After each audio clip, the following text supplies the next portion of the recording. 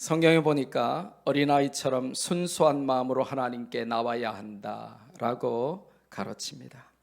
시편 149편은 146편부터 이어지고 있는 할렐루야 시의 네 번째 시면서 연속되는 찬양 특강 시리즈의 한 편입니다.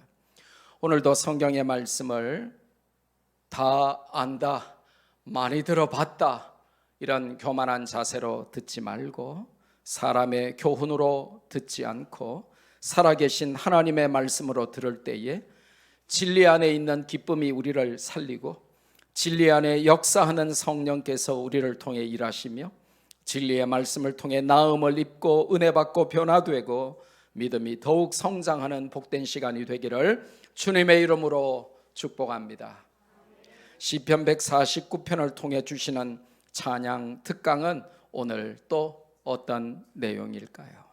먼저 시편 149편은 첫째로 찬양의 명령을 내려줍니다.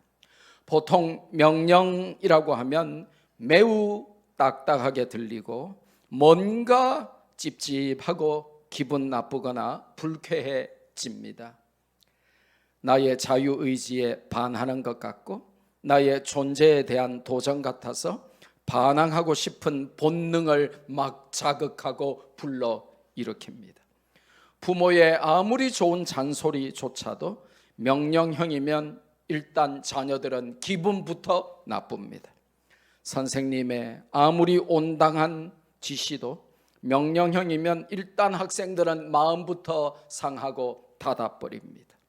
명령은 심지어 군대에서조차도 요즘은 환영받지 못하는 시대가 되고 말았습니다. 그런데 성경은 하나님을 찬양하라고 온통 명령하고 있습니다.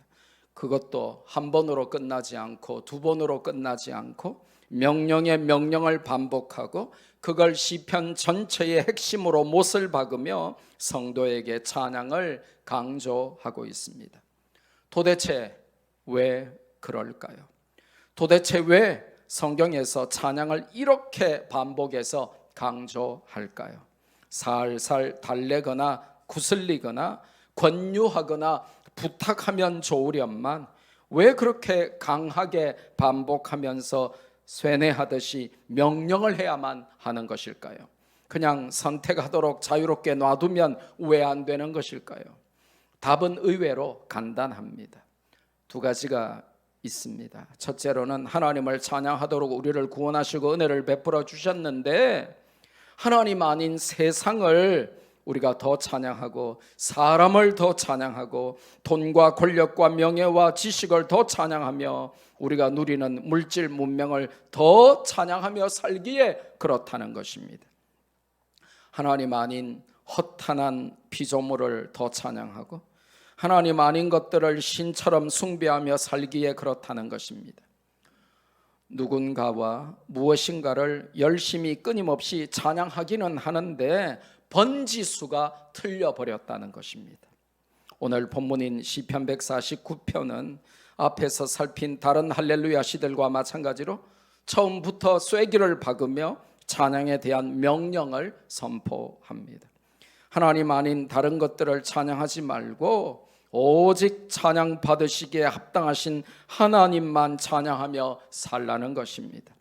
둘째 이유는 뭐냐 하면 권유나 부탁이 아닌 강력한 명령형으로 반복해서 찬양을 강조하는 이유는 제대로 된 찬양을 하라는 것입니다. 신용만 내거나 적당히 흉내만 내지 말고 립싱크 차원에서 그냥 음악 감상 차원에서 하지 말라는 것입니다. 온 마음과 정성과 힘과 뜻을 다해서 찬양하라는 것입니다. 왜 그래야 합니까? 이유가 있다는 것이죠. 두 번째 교훈입니다. 성경은 무조건적으로 명령하는 것 같아도 무지몽매한 인간들에게 그 이유를 자세히 설명하는 친절을 베풀고 있습니다.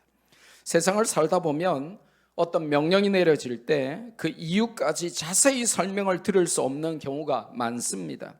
사령관이 어떤 부대에게 어느 지역으로 이동하라고 할 때에 그냥 명령하고 그냥 순종합니다. 이유가 필요 없고 설명도 필요 없습니다. 사령관이 바로 지금 공격하라 그렇게 할 때에 쫄병이 손들고 그런데 사령관님 말입니다 하고 질문하고 또 답변 들어가지고 이해가 되면 명령에 순종하여 공격하고 그렇지 않으면 불순종하여 공격하지 않는다면 그게 무슨 군대겠습니까? 이유도 설명도 필요 없는 것이죠. 전쟁 중에는 사령관의 명령이 법입니다. 하지만 성경은 친절하게도 영적 전쟁 중인 우리에게도 명령에 따르는 이유까지 자세히 설명하는 그런 은혜를 베풀고 있습니다. 불신앙과 불순종으로 똘똘 뭉친 인생들을 위한 일종의 팁인 셈이죠. 왜 세상이 아닌 하나님만 찬양해야 합니까? 왜 대충 적당히가 아니라 목숨 걸고 찬양해야 합니까? 첫째로 2절 말씀에 보니까 이스라엘 백성들이 찬양해야 하는 이유가 두 가지로 등장하죠. 하나님께서 자기들을 지으신 창조주 시기에 그렇고 그들의 왕이 시기에 그렇다는 것입니다.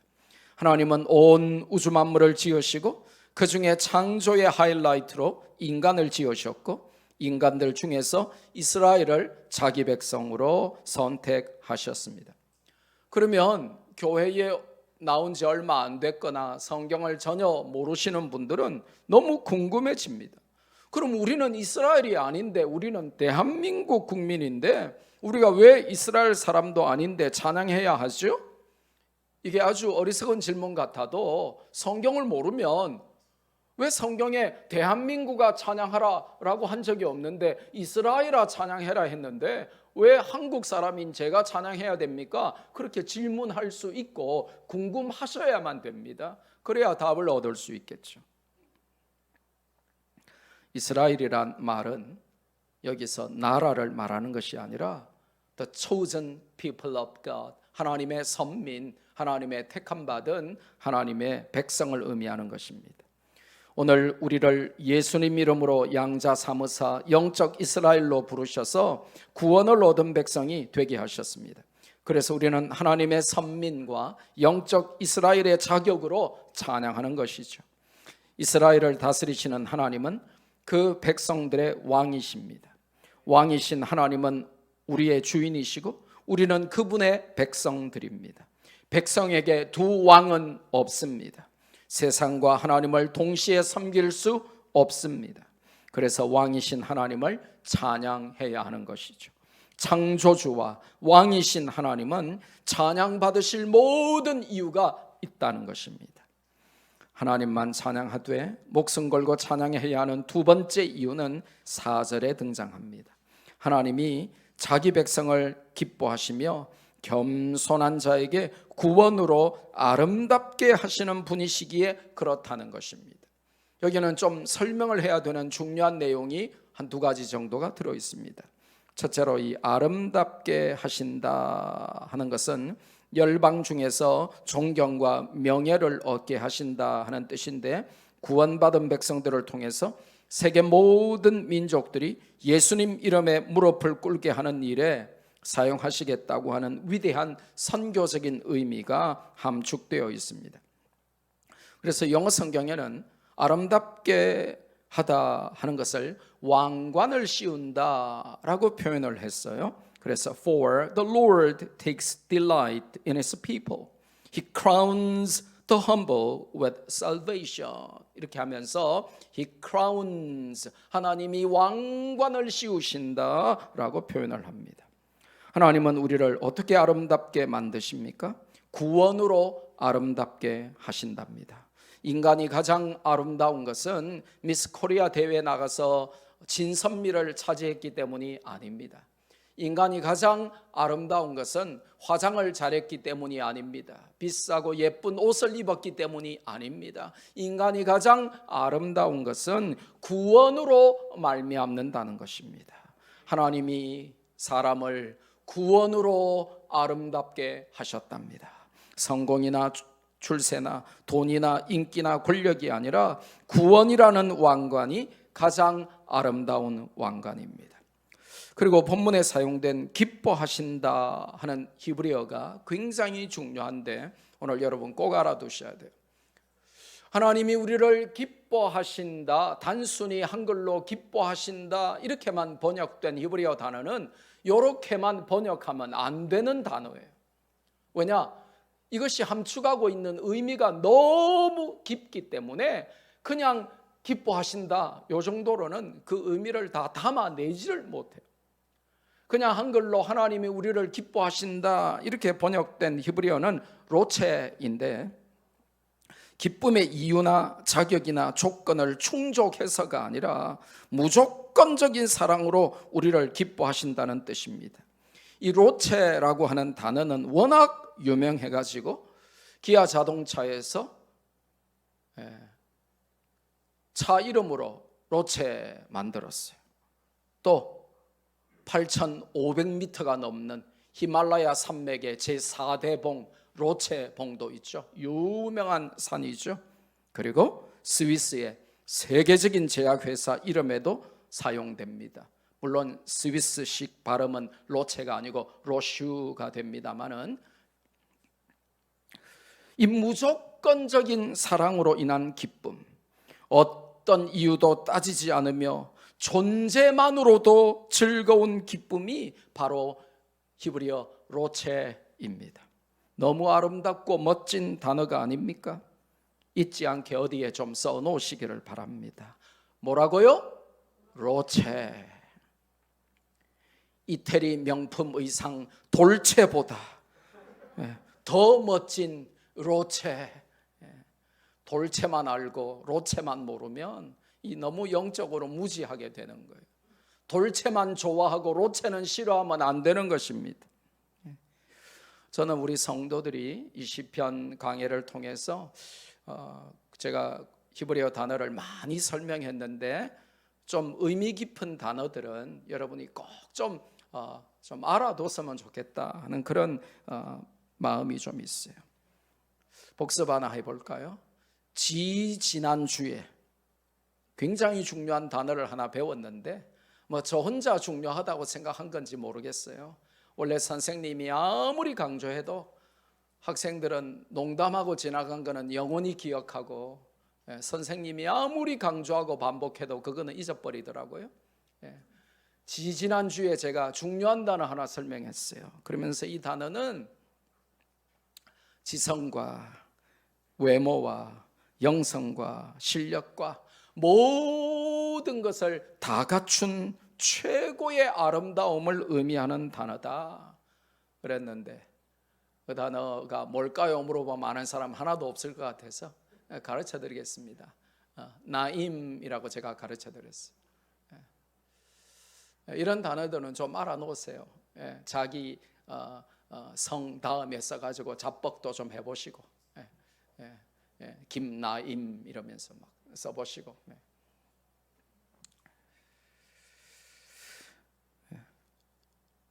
존재만으로도 기쁘고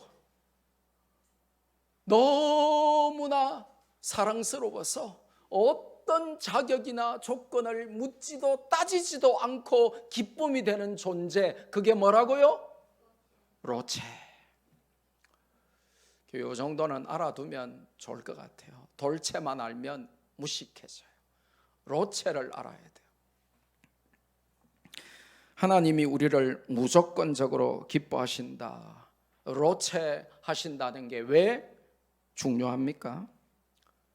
이게 적용 면에서 이게 중요하다는 거예요.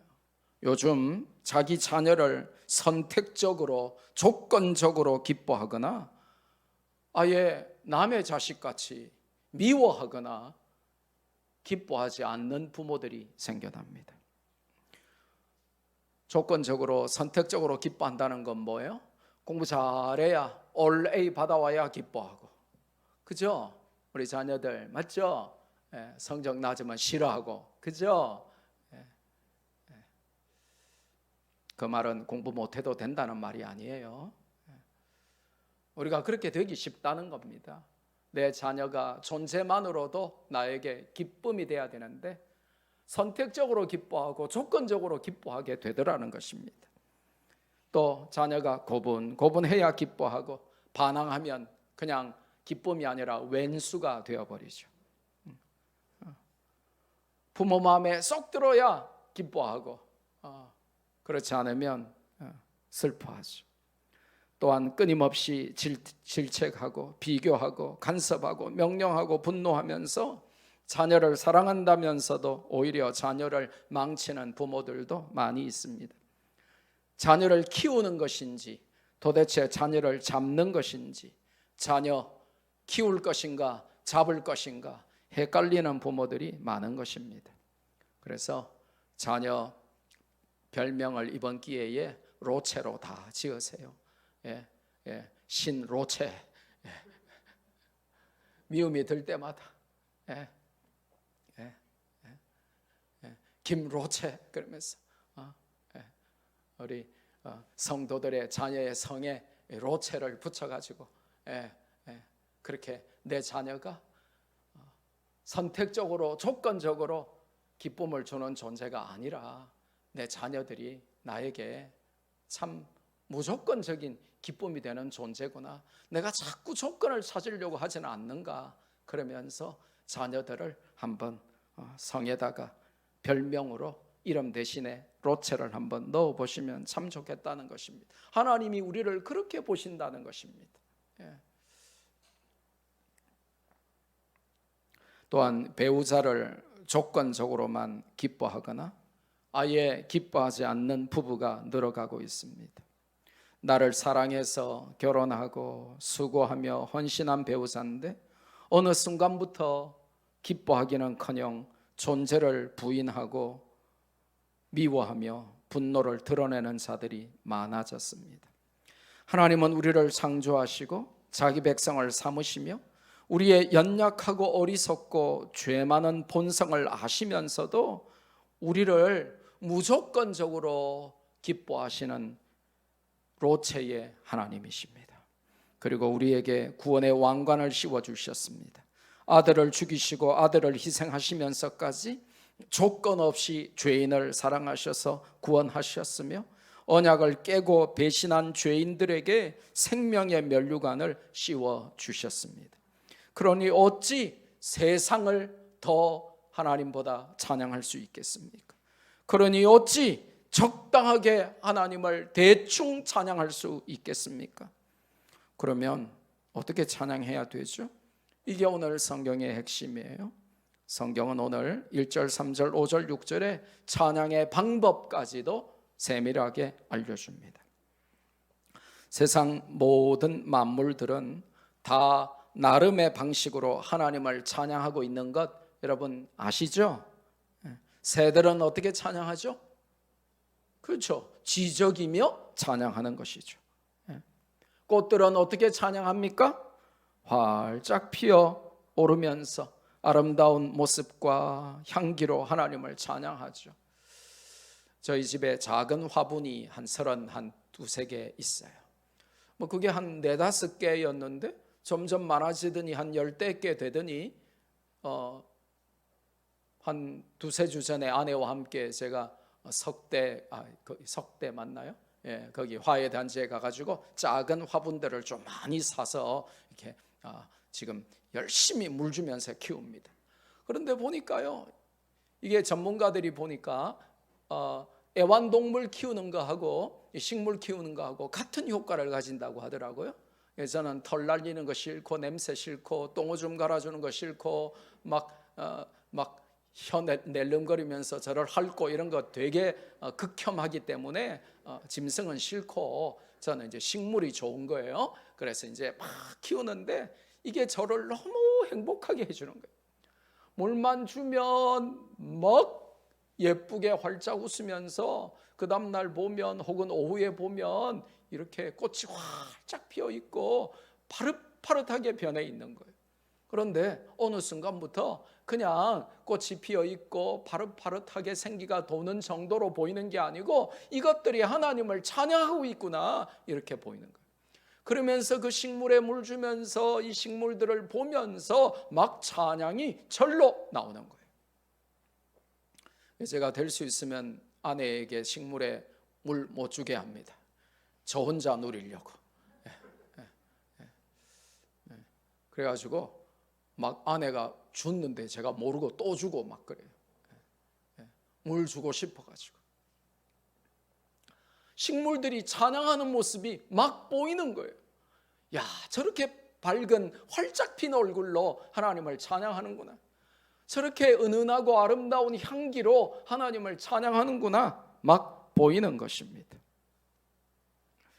이렇게 만물을 보면 해달 별들도 빛을 내며 하나님을 찬양하는 것이 보이고, 천둥 번개와 비와 바람이 그 역할을 감당하며 각각 독특한 고유의 방식으로 하나님을 찬양하는 것이 보이기 시작하는 것이죠. 밤하늘의 별들이 빛날 때 그것이 단순히 그들의 존재 자체를 증명하는 것이 아니라 경쟁이라도 하듯이 빛을 발하면서 하나님을 찬양하고 있구나 하는 것을 알게 되는 것입니다. 그러면 구원받은 언약 백성들은 어떻게 찬양해야 합니까? 오늘 본문이 그걸 정확하게 알려줍니다. 첫째로 1절에 보니까 새 노래로 찬양하랍니다. 이 표현은 시편에서 자주 등장합니다. 새 노래로 찬양하라는 것은 무슨 뜻입니까? 문자적으로 볼 때는 새로운 곡을 만들어서 new song, 새로운 노래로, 다양한 노래로 하나님을 찬양하라는 뜻이겠죠. 그래서 작사, 작곡의 재능을 세상의 허탄한 노래만 만드는 데만 사용하지 말고 찬양을 만들어 보세요. 요새 젊은이들, 청년들이 참 놀라워요. 우리가 어렸을 때, 젊었을 때보다 너무 다르게 요즘 아이들이 참 다재다능해요. 우리가 어렸을 때 전교에서 풍금을 연주할 수 있는 학생은 단 한 명밖에 없었어요. 피아노를 배우는 것은 부자들만 배웠어요. 꿈도 못 꿨어요. 피아노를 칠 줄 안다 이런 학생 한 명 있었어요. 피아노에 이게 도다, 레다, 미다를 아는 것은 굉장한 것이었어요. 저도 교회 좀 다녀봤다고, 그래도 도도 누를 줄 알고 레도 누를 줄 알고 미도 누를 줄 알아가지고 저도 좀 굉장한 아이 중에 한 명이었어요. 전교에서 바이올린을 하는 친구가 그 당시에 딱 한 명 있었는데 우리 동네에서 제일 부잣집의 아이였어요. 미술을 한다 이런 것은 꿈도 못 꾸는 일이었어요. 그냥 땅에다 그리고 놀았지. 바로 내려가면 동삼동 앞바다니까 모래사장에서 그냥 모래에서 그리고 놀았지 미술학원을 다닌다 이런 것은 있을 수가 없는 일이었어요. 근데 요즘 아이들은요, 음악 배우죠, 미술 배우죠, 악기를 몇 개씩 배우죠. 이러니까요, 예술적 감성이 막 풍성해져 가지고 작사 작곡을 못하는 애들이 없더라니까요. 근데 그 작사 작곡을 하는데 썩어 없어질 허탄한 노래만 다 하고 있는 거예요. 하나님이 주신 그 풍성한 예술적 재능과 감성으로 찬양을 한번 작사 작곡해 보세요. 그리고 새 노래로 하나님을 찬양해 보세요. 오늘 우리가 마칠 때에 시편 149편을 찬양할 건데 여러분이 태어나서 처음 듣는 새 노래로 찬양할 겁니다. 아무도 들어본 적이 없을 거예요. 저도 꽤나 부르지는 못해도 듣기는 좀 하는데 저도 처음 듣는 곡이었으니까요. 우리 청년들, 학생들 쓸데없는 노래 짓지 말고 찬양을 만들어 보세요. 새 노래로 하나님을 찬양하라 그랬습니다. 두 번째로, 새 노래의 두 번째 이 의미가 의미심장하고 중요합니다. 아직 그거 아닙니다. 방송실 헷갈리지 마세요. 새 노래의 두 번째 의미가 중요한데, 비록 같은 노래를 부르거나 옛 노래를 불러도 마음을 새롭게 하여 언제나 전심으로 최선을 다하여 찬양하라는 강력한 의미가 내포되어 있다는 것입니다. 새 노래로 불러도 마음이 새롭지 않고 타성에 젖어 있다면 그건 새 노래가 아니라는 것입니다. 마음을 새롭게 하여 불러야 옛 노래마저도 새로운 것이라는 것입니다. 그러니까 새 노래로 여호와를 찬양하라 하는 것은 문자적으로는 정말 옛날 노래만 자꾸 부르려고 하지 말고 그러면 치매 걸리거든요. 그러니까 가끔 새 노래도 한 곡씩 불러가지고 새 노래도 배우면서 그렇게 찬양하라는 문자적인 뜻이 있지만 더 중요한 것은 마음을 새롭게 해서 불러라는 것입니다. 아무 생각 없이 부르지 말고, 귀찮아하면서 부르지 말고, 립싱크만 하지 말고, 온 마음과 뜻과 정성과 힘을 다하여 전심으로 그렇게 찬양하는 것이 새 마음으로 부르는 새 노래가 되는 것이죠. 두 번째로 하나님을 찬양하는 방법은 3절과 6절에 나오는데 춤추면서 또 악기를 연주하면서 그리고 우리의 음성으로 하나님을 찬양해야 한다는 것입니다. Praise God with dancing, musical instruments and your voice. 춤추며 노래하며 각종 악기를 총동원해서 하나님을 찬양해야 한다는 것이죠. 요즘 어린아이들도 아이돌 그룹의 뮤직 댄스를 배우고 그 춤을 추더라고요. 그런데 이 아이들이 아이돌 그룹이 추는 춤을 추는데 그걸 보면서 제가 너무너무 민망한 거예요. 저거는 19금이단 말이에요.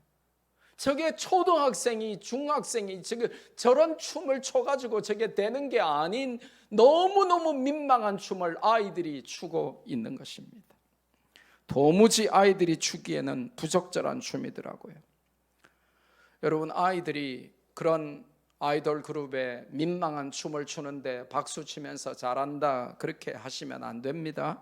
왜냐하면 그건 어른들 눈을 만족시키는 데 동원된, 이걸 전문용어로 아동학대라고 부릅니다. 그거는 잘하는 게 아닙니다. 그건 멋진 게 아닙니다. 그건 아동학대인 것입니다.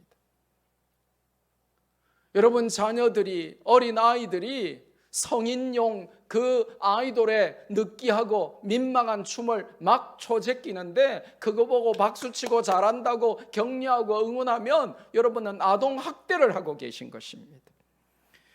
우리 아이들이 춤추며 하나님을 찬양하는데 자신의 몸을 온전히 드리고 하나님을 찬양하는 댄싱을 그렇게 열심히 연습하면 얼마나 좋겠습니까? 수원의 한 교회는 전교인 찬양단을 만들어서 공연을 하더라고요.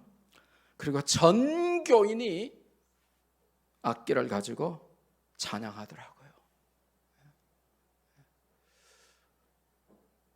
그러면 저같이 음악적 재능이 거의 꽝에 가까운 사람은 어떡합니까? 그럼 뭐 탬버린이라도 흔들어야죠. 그럼 뭐 트라이앵글이라도 쳐야죠. 캐스터네츠라도 쳐야죠. 어쨌든 간에 전교인이 다 악기를 하나씩 가지고 나와가지고 전교인이 찬양하더라고. 야, 크지도 않은데 그냥 전교인 한 100명 될까요? 근데 그 전교인이 그렇게 전교인이 찬양하고 전교인이 악기로 하는데 야, 얼마나 감동이 오는지 말이죠. 이런 걸 보고 와, 잘하네 이렇게만 하면 이류 인생, 그러면 인류 인생이 되려면 어떻게 하면 됩니까? 적용을 해야죠. 실천을 해야죠. 당장 다음 주에 우리 교회 전 교인이 악기로 찬양하겠습니다 이러면 다음 주에 다 다른 교회 가겠죠. 그러니까 뭐 3개월을 주든지 6개월을 주든지 1년 후에 뭐 하든지 아니면 가을에 우리 설립 기념주일에 하든지 이렇게 해서 여러분이 조만간에 악기 하나로 찬양할 수 있도록 연습하시기를 바랍니다. 좋은 말 할 때.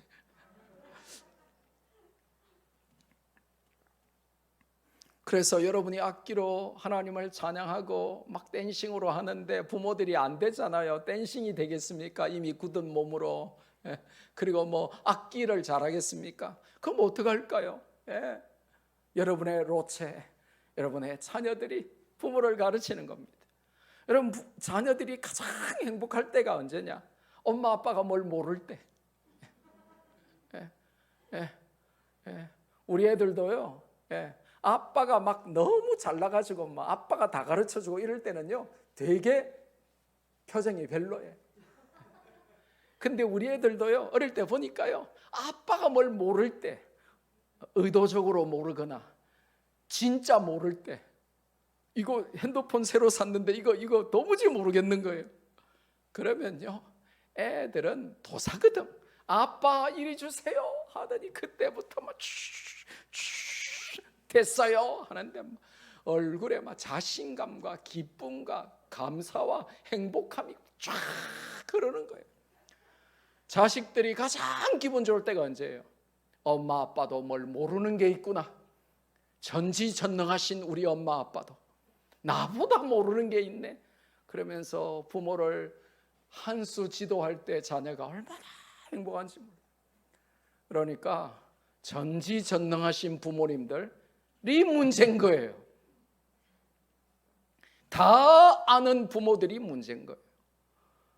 좀 어리숙한 부모 밑에서 위대한 자식들이 나오는 겁니다. 엄마 아빠가 막 간섭하고 지시하고 명령하고 다 알고 문제가 심각해지는 겁니다.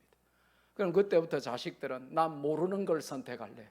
그러면서 의도적으로 안 배우는 겁니다. 귀를 닫아버리는 겁니다. 마음을 닫아버리는 겁니다.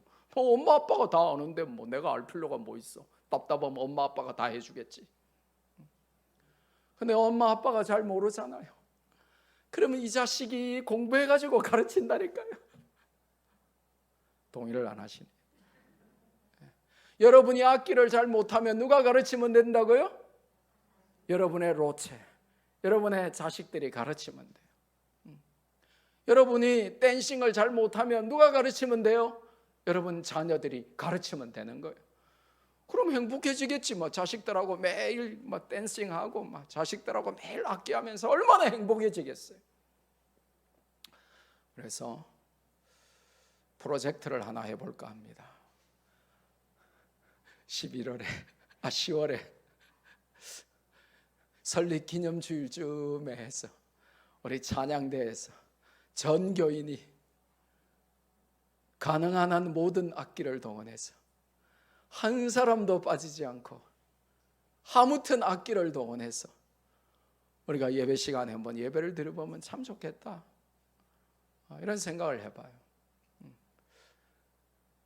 뭘 배우면 이거는 2류 3류 인생이라 그랬죠.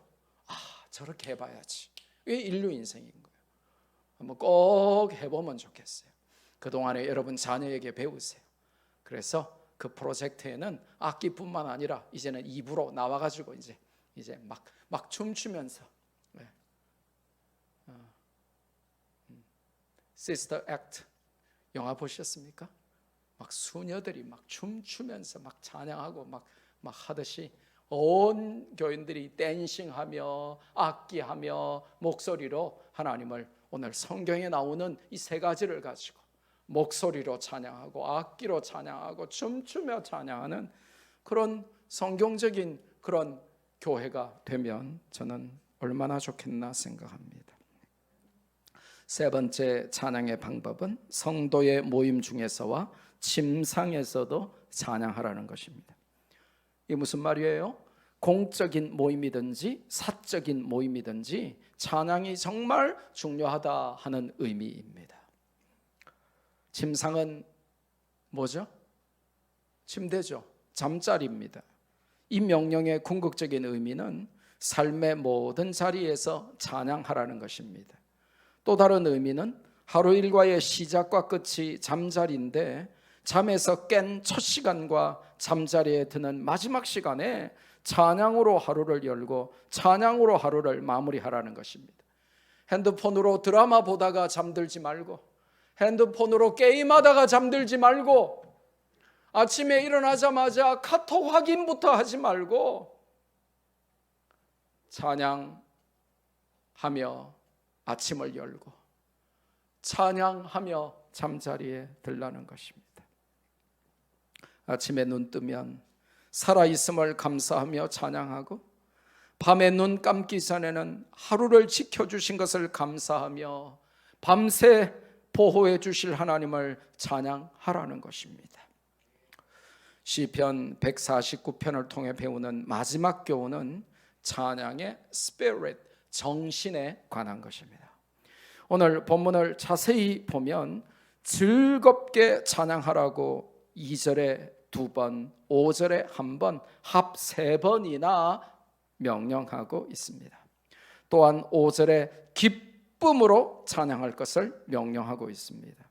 이것은 4절에 하나님께서 자기 백성을 무조건적으로 기뻐하시는 로체의 하나님이시기 때문에 우리도 하나님의 기쁨에 비견되는 로체의 기쁨으로 하나님을 찬양해야 한다는 것입니다. 상황에 상관없이 현재 내가 겪고 있는 문제와 고난에도 불구하고 내 기분이나 감정과 별개로 조건 없이 기쁨으로 로체의 찬양을 올려드려야 된다는 것입니다.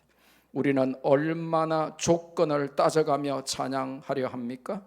그러다가 이래서 찬양 못하고 저래서 찬양 못하는 핑계의 무덤만 파면서 찬양 한번 제대로 못하고 살고 있습니까? 이제는 즐거움과 기쁨을 빼앗기지 말고 상황과 조건에 함몰되지 말고 찬양을 생활화합시다. 조건 없이 찬양해 봅시다. 우리의 찬양에는 구원의 감격과 즐거움, 사랑받는 존재로서의 기쁨이 진정으로 묻어나야 한다고 가르쳐 줍니다. 그 기쁨과 즐거움은 아무리 인생이 고달프고 힘들고 고난의 연속이라도 우리를 찬양. 하나님은 이유가 하나도 없는데 우리를 로체의 사랑과 기쁨으로 우리를 기뻐하시고 즐거워해 주시는데 우리는 만 가지 이유가 다 있는데도 그 하나님을 제대로 찬양하지 못하고 살아간단 말이죠. 그 극단적인 대조 가운데서 우리도 로체의 하나님을 우리도 로체의 찬양으로 찬양 올려드릴 수 있도록 오늘 그렇게 도전받고 은혜 받고 결단하고 또 실천하는 우리 말씀교회 성도님들 다 되시기를 주님의 이름으로 축복합니다.